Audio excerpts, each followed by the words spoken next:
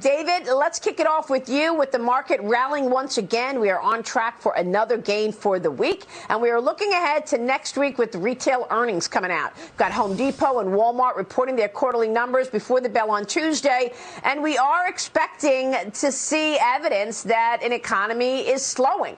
How significant will next week be in terms of the impact on the market, and what are you expecting in terms of retail earnings?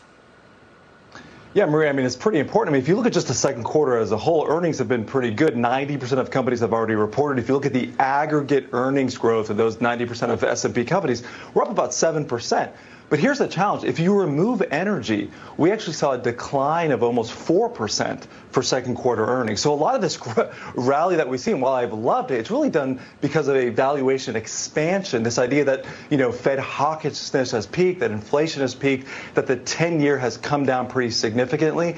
So both the bond market and the stock market can't be right. With yields where they are, that's pretty ominous for the economy, for markets. So I think next week's important, right? We own Target. That's a name that we're watching very closely. I don't think the situation for the consumer is as bad yet. But the question is not what is the consumer feeling like today? Where's the consumer going to be 3, 6, 9 months from now? And I think the story only gets worse for the consumer. So I think we're probably seeing a peak earnings period probably over the 6 months over the second quarter earnings period, Maria.